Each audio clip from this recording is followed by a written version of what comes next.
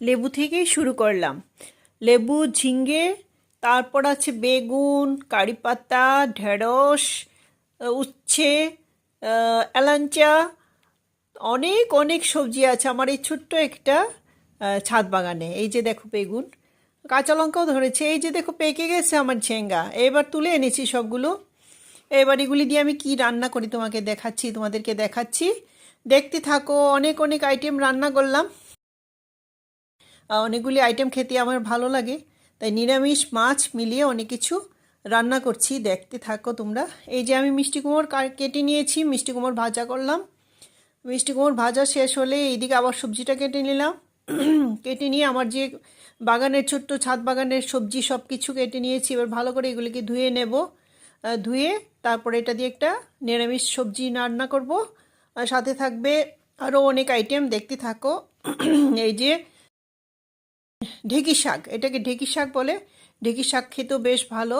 ঢেঁকি শাক একটু রান্না করলাম, সবজিটাই বেশি রান্না হচ্ছে আজকে। তো ঢেঁকি শাকটাও রান্না করে নিচ্ছি। সাথে আমি বুট দিয়ে দেব, ভাজা বুট, মানে চানা আর কি।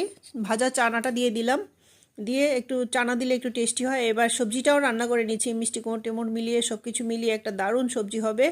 সাথে লবণ টবণ দেবো। আর এটাতে আমি দুইটা কাজু আর দুইটা আলমন্ড বাদাম বেটে দিয়ে দেবো, তাহলে একটু ঘন ঘন হবে, ঝুলটা মাখা মাখা হবে। একটু ঘিও দিয়েছি, তাই স্যান্ডটা ভালো আসবে।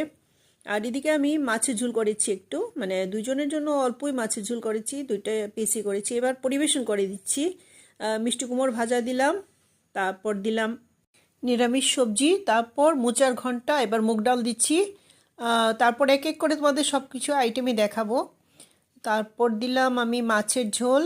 এখানে মাছ, এটা কাতলা মাছের পিস সহ একটু সবজি দিয়ে করেছি, সেটা দিলাম। আর শেষে দিলাম ঢেঁকির শাক। ঢেঁকির শাকটা খেতে অপূর্ব হয়, আমার খুব প্রিয় ঢেঁকির শাক। বাস এই ছিল আজকের আমার মানে রান্না। আর খাওয়া দাওয়া হয়ে যাবে এখন। Thank you for watching. সবাই ভালো থাকবে, সুস্থ থাকবে। আজকের জন্য এখানেই বিদায় নিচ্ছি। কাল আবার অন্য ভিডিও নিয়ে দেখা হবে। Thank you so much.